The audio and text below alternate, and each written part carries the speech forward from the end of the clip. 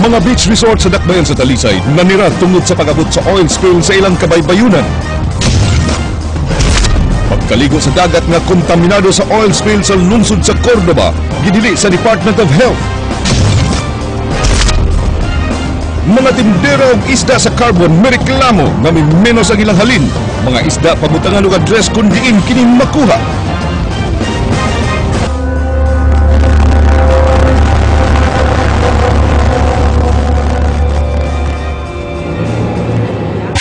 Isirhan ang pipila ka mga beach resort sa dakbayan sa Talisay human miabot sa kabaybayunan niini ang mikatap nga oil spill.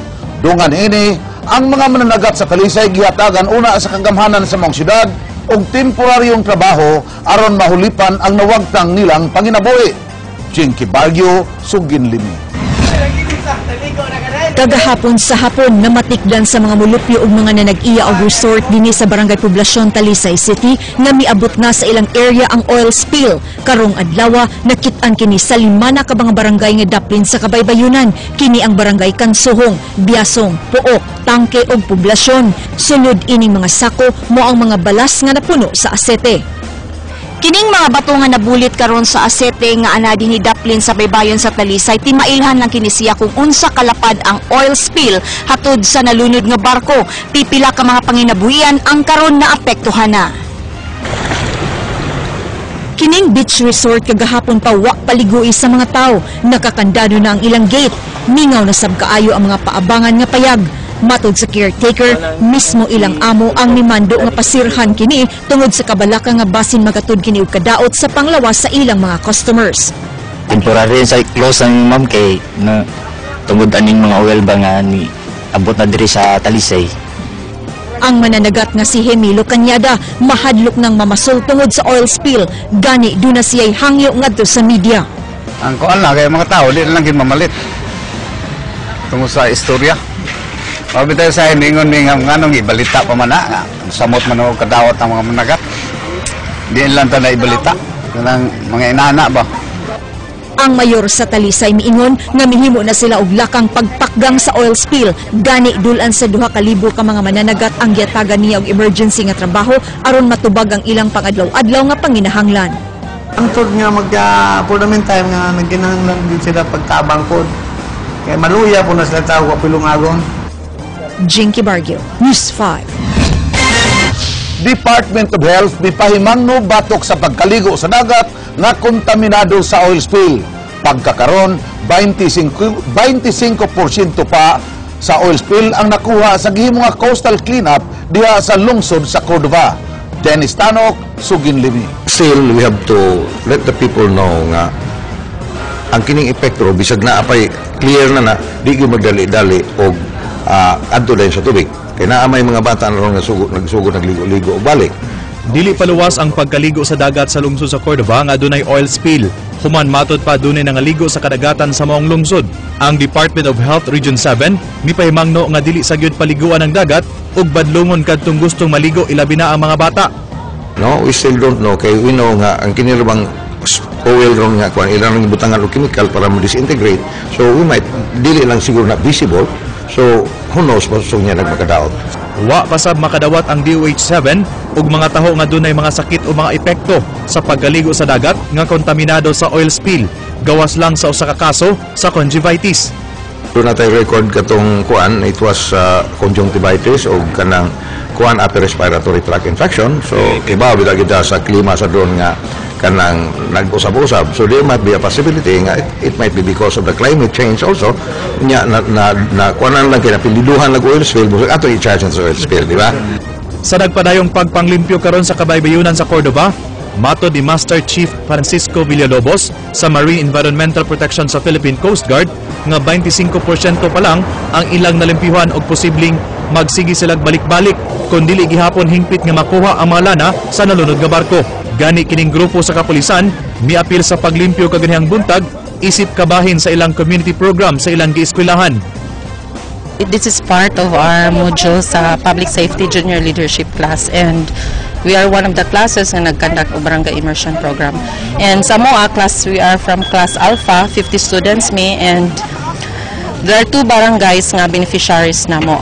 Subay niini gipahibaw sa Philippine Coast Guard nga may pahimangno ang mga oil spill experts nga sakop sa International Tankers Owners Pollution Federation nga dili gyud pahilabtan ang mga bakhaw nga napitlan og asyete. Hinuon mausab ni ang gibuhat sa mga nanglimpyo sa Cordova. Validated, and even Dr. Sababa in his presentation before, do not touch the mangrove even if there was oil, because yung sinabi nga niya, yung pagka pumupunta ka doon, all the more na napupush ng fit natin yung oil underground. Hindi tayo pwede pumasok doon sa loob ng mangrove kasi baka makakadamage pa tayo ng mga mangrove natin, no? Kasi alam naman natin masyadong sensitibo yung yung mangrove, yung mga aerial growth noon once na nabali natin yan kasi malambot yan. So it might cause more damage.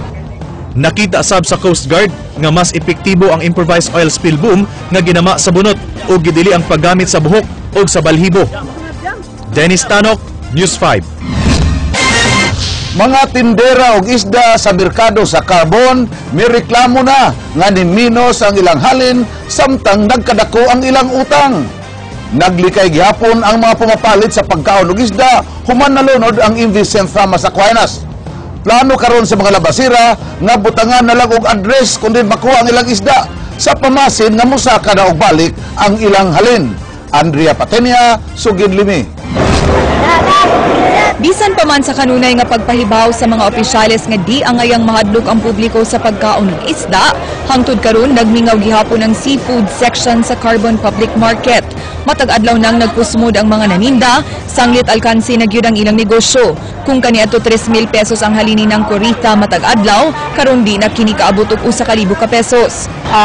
Duha ka semana gagmay na gid kaayo minus sa kaya mong halin tungod sa trade siya. Kay wa man gid kay mamalit mga tao tungod ni ang oil spill. Kining tag-iya og karinderya nga si Jelly among naabtan nga nangompra og manok. Matud pa wa na gid siya palit-palit og isda tungod kay karni na ang kanunayng pangitaon sa iyang customers. Walay dili mahalin ng isda. Dili gyud. Di gyud mahalin to. Pila ka adlaw di gyud mahalin. So wala gyud kumpay og isda. Giklaro sa mga naninda og isda sa Carbon nga ang ilang isda di gikan sa mga lugar nga apektado sa oil spill. Plano nila karon butangan og address ang ilang mga isda aron mahibaw-an sa publiko kung asa kinigikan. Ang labing tinud kini mga isda day gikan din sa Lagyo, General Santos, Pagadian City, o kanang Chinese Sea bitaw nga ilugat sa Pilipinas ug kon ato dito dapita. Mo na address sa inyong isda. Mao din address sa mga isda. Dapat unta kundi may tabuan ang katong gikadlukan. Butangan sa duntag address ang katong isda nga gikadlukan. Tungod kay nagagamay na ang gidaghanon sa mga mamalitay dinhi sa Carbon Public Market, usa sa mga estratehiya nga nauna-hunaan sa mga manindahay mao ang pagmeno sa presyo sa ilang mga baligya.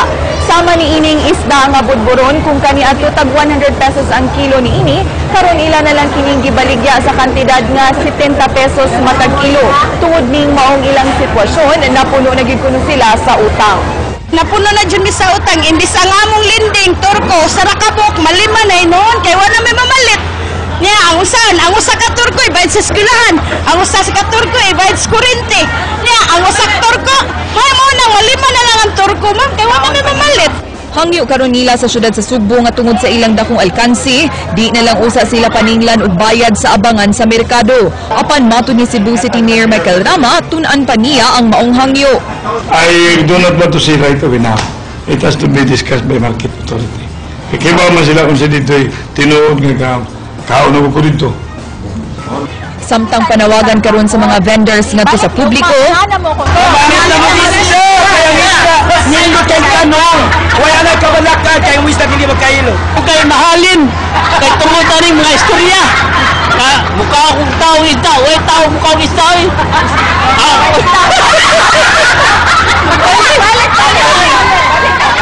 Why isda mukha akong tao? Andrea Patenya, News 5.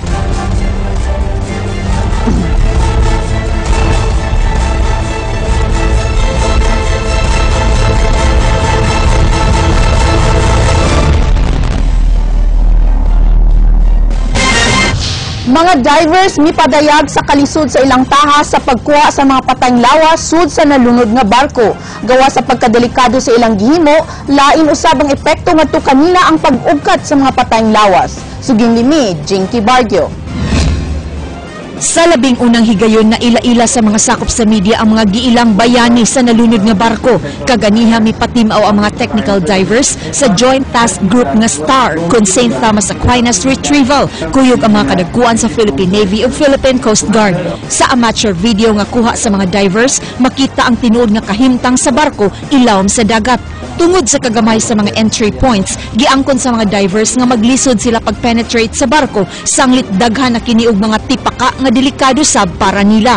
Hinuon, upat na ka mga bintana ang ilang nabuak sukad kagahapon nga niresulta sa pag-recover sa laing pang 7 ka mga patayng lawas. Yung possibility, meron ka rin because of yun nga, maraming debris talaga. So, we need to clear that debris muna so that we can access deeper and we can access sa area na hindi pa natin na-penetrate. And the part of the diver? Ang technical diver nga si Alex Santos voluntaryo nga mihatag siyang serbisyo nga way gilaumang bayad. Alang niya, igo na ang nakatabang siya sa mga nagbangutang pamilya.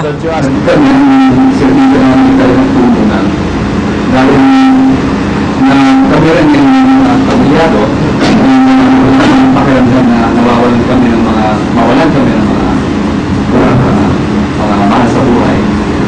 At doon siguro nagmumula yung aming pag-iisip na kailangan makatulong kami. Ang British national nga si Richard Kirkham, emosyonal nga misaysay siyang kasinatian ilawom sa dagat. You know, afterwards the dives, you're considering the humanity that maybe the terror these people felt in the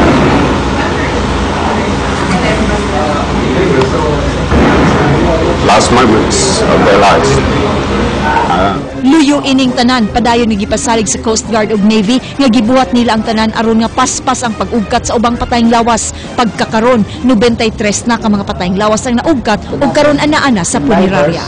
Na magsimula pa nung pagkatapos ng insidente, tuloy-tuloy na nagkakandak na operasyon para una masagip kung meron pang tao. At the same time, ma-recover yung mga katawan ng mga naiwan doon sa barko. They are doing all their best. They are not easing or they are not relaxing or they are not slowing down. They are even speeding up the tempo because of their desire to ease the grief of these family members who are still... Jinky Bargyo, News 5.